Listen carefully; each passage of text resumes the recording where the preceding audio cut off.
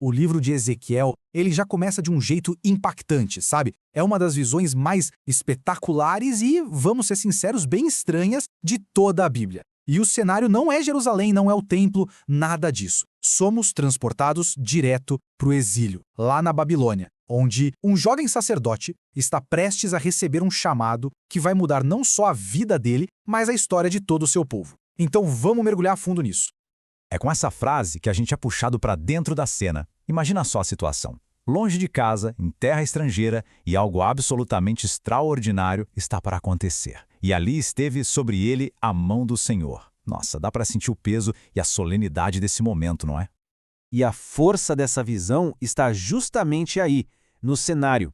Ezequiel não está onde um sacerdote deveria estar. Ele está deslocado, é um exilado, e é nesse lugar que poderia ser de puro desespero que Deus decide se revelar de uma forma, uau, avassaladora. Vamos tentar nos colocar no lugar dele por um instante. Ezequiel é um sacerdote. Ele tem 30 anos, a idade exata para começar o serviço no templo. Só que não tem templo para ele. Ele está no cativeiro. A ironia aqui é profunda. O chamado sacerdotal dele não acontece em Jerusalém, mas nas margens de um rio lá na Babilônia. Isso por si só já nos diz que algo completamente novo está para acontecer. E então a visão começa. E não é nada sutil, viu? É uma teofania, uma manifestação divina que vem como uma tempestade, uma nuvem gigantesca, fogo, relâmpagos. O norte era a direção de onde vinham os inimigos, os exércitos invasores. Mas dessa vez, o que avança de lá é a glória de Deus. Bem no centro desse furacão divino, aparecem 4 seres viventes. E o que é fascinante aqui é a combinação de características que eles têm. A forma geral é de um homem, mas com 4 faces e 4 asas. Cada detalhe é cheio de simbolismo, representando toda a criação e a soberania de Deus sobre absolutamente tudo. E ao lado desses seres, Ezequiel vê rodas. Mas claro, não são rodas comuns. Elas se movem em qualquer direção, sem precisar virar, e estão cheias de olhos. Isso simboliza a onisciência, a providência divina que vê tudo. Elas meio que representam os eventos da história, que para nós parecem caóticos, mas que são guiados por um poder supremo. E aí vem o clímax da visão. Acima de toda essa cena majestosa, um trono. E nesse trono, uma figura com a aparência de um homem, toda envolta em fogo e luz. Ezequiel está tendo uma visão da glória de Deus, não em Jerusalém, ali no coração do exílio. Então, o que tudo isso quer dizer? Qual é a mensagem por trás disso tudo? Bem, a visão inteira é um recado poderosíssimo para os exilados. Eles pensavam que Deus os tinha abandonado, que a presença dele estava limitada ao templo que agora estava destruído. Mas essa visão vem para dizer, ei, Deus não está preso a um lugar. O trono dele é móvel. Ele está com seu povo, soberano, não importa onde eles estejam. Essa visão de tirar o fôlego não foi só para deixar Ezequiel de queixo caído. Não. Foi o prelúdio de uma missão. E que missão difícil. Uma que começaria a se desenrolar de um jeito muito, muito simbólico. Primeiro, Deus se dirige a Ezequiel com um título bem específico: Filho do Homem. Isso se repete 93 vezes no livro.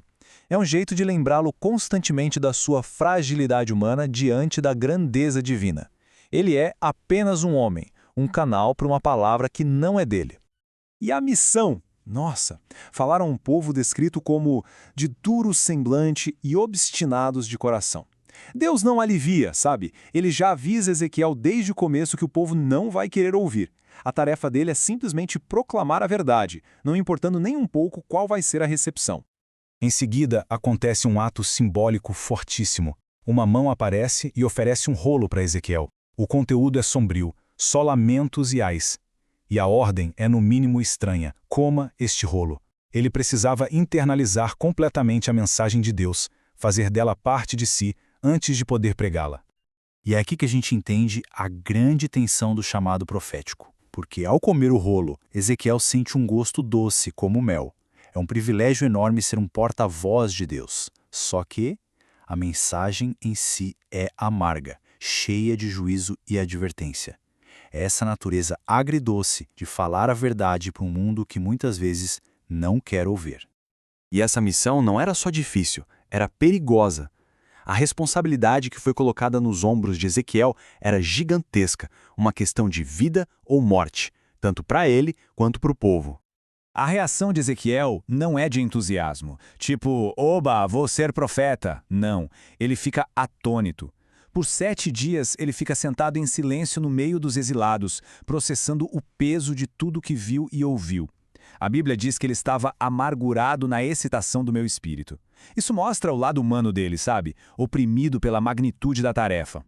Então, depois desses 7 dias, Deus define o papel de Ezequiel como uma metáfora muito poderosa, um atalaia. Pensa num vigia, lá na muralha da cidade, cuja única função é tocar o alarme quando vê o inimigo se aproximando. A vida de todo mundo dependia da fidelidade dele.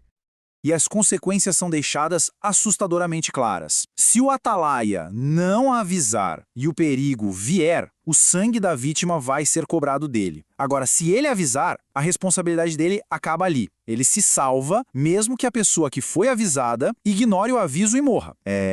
A responsabilidade é imensa. Tudo isso aponta para um tema central em toda a comissão de Ezequiel: a responsabilidade pessoal. Isso é martelado várias e várias vezes. O profeta é responsável por entregar a mensagem, e cada pessoa é responsável por como responde a essa mensagem. Ninguém pode culpar o outro pela sua própria escolha.